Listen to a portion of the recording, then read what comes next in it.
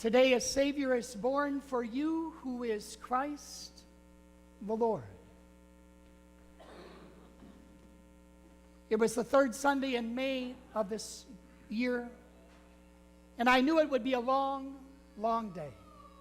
And yet, I was up for the challenge because, of course, I love what I do. So, the morning began. I went for my walk. I came here to the Church of St. Mary's. I celebrated the 3 Masses, as is my custom on Sunday mornings. And once I finished the 3 Masses, I quickly got into my vehicle. It was now 1 o'clock, and I had a flight that was leaving at 4. So I drove quickly, but I abided by the law. And I got to the Twin Cities just in time to board the flight and got onto the plane, and everything was fine. And I had the opportunity to sit next to a middle-aged woman. Her name was Grace. Oh, Grace. Oh, Grace, I can still see her. Most importantly, I can still hear her. Grace was nervous about flying. She had never flown before, but she was on her way to Philadelphia, which was simply my first stop to my ultimate destination, which was Bangor, Maine. But Philadelphia was the first stop. So Grace and I, sitting next to each other, she very nervous about flying, then proceeded to deal with her nervousness by talking to me the entire 2 hours. All the way to Philadelphia, I heard about the 3 grandchildren she was on her way to see that she hadn't seen for over a year. She was so excited, yet she was incredibly nervous. The flight was a bit bumpy because, of course, the weather out east was not so hot that day. But nonetheless, I heard about her grandchildren, ages 12, 8, and 4. I said to her, I said, "My, those parents planned things well, didn't they?" "Yes," she said, and of course she had to gush and tell me everything about these incredible grandchildren. If these kids' parents have half the love that their grandmother has for them, why, they've got it made into shape. To Philadelphia we landed, to only find out as I said goodbye to Grace as she went on her way, I realized that my next flight was going to be an hour late. I was going from Philadelphia to Bangor, and then once to Bangor, Maine, why then I had to drive to Bar Harbor. Little did I know what was lying ahead. But nonetheless, the plane finally took off from Philadelphia, and right before I left, my co-presenter for the conference that we were doing during the week just had called me and said, "Oh, by the way, my flight was canceled.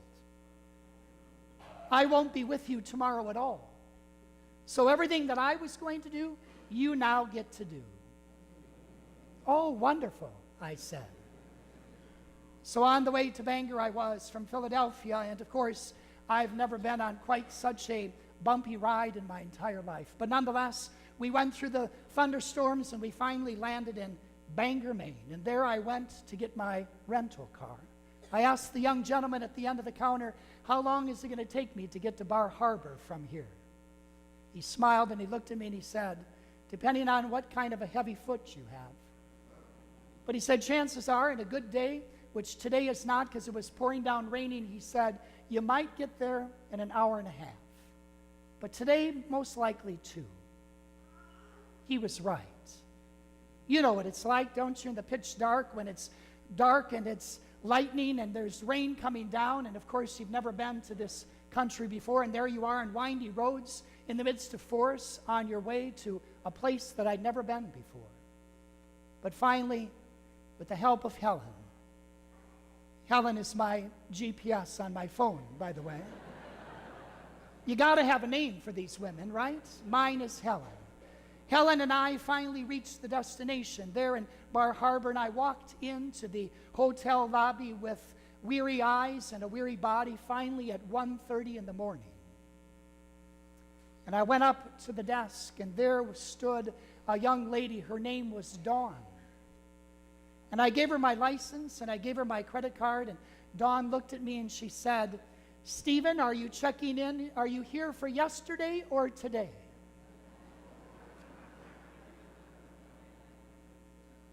I looked at her with this confused look on my face, the same confused look that I had in high school with Mr. Wilde, my chemistry teacher. But nonetheless, I said, "Pardon me?" She said, "Are you checking in for yesterday or for today?" I said, "I have no idea. I just need a bed." And she smiled and she gave me the key that I needed to the room that I was heading to. And of course, that question came back to me later that day, or I think it was that day, when I was actually presenting to the group that I was presenting to. Because it became very clear to me that the people that I was visiting with, some had come, they were people that had checked in for yesterday. And there are those in that group that checked in for today. Today a Savior is born for you, who is Christ the Lord.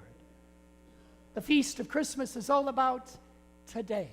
It's all about celebrating Emmanuel today. It's all about celebrating the light that comes to scatter the darkness today. It's all about welcoming the Prince of Peace into our lives and into our homes today. Will our celebrations of Christmas be about today? Or will we still be living in yesterday? Are you here for yesterday or for today? The question came to me and it finally dawned on me. Some of you are listening. Thank you very much. Remember, the lady's name was Dawn okay, now you're all with me. It's a bad joke when you have to explain it. I'm sorry.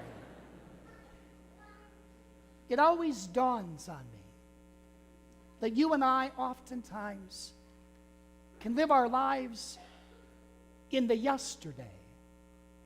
And while certainly the past is helpful and it can help us hopefully learn from our mistakes and also to be able to celebrate our accomplishments, yesterday is quite simply that. It is yesterday. So when we get together with family and friends, let us be ever attentive this Christmas season about some of the history and the baggage that oftentimes we can carry with us, and we continue to beat ourselves up over that history and baggage, and even worse yet, we might even beat other people up. And we might be weary, and they might be weary as well, but the important thing is, the good news is this: today a Savior is born for us, who is Christ the Lord. So let us welcome Emmanuel today. Let us allow the Prince of Peace today to change our lives, that we might be peacemakers. Let us allow today the Savior, who is the light of the world, to illuminate our hearts and our lives, to guide us along life's way, always moving forward, always being attentive to today, to this present moment in which God dwells with us and comes to us through the gift of a child, through the gift of a baby, through the gift of an infant who coos in the cradle and invites you and I today and every day of our lives to live today to the best possible way we can, being light, being peace, being hope, being mercy for one another. And then, my friends, Christmas will become more than just one day out of a year. But rather, you and I will celebrate, and you and I, most importantly, will choose to live the truth, the announcement, the message of this Christmas gospel today. Yes, today a Savior has been born for you, who is Christ the Lord.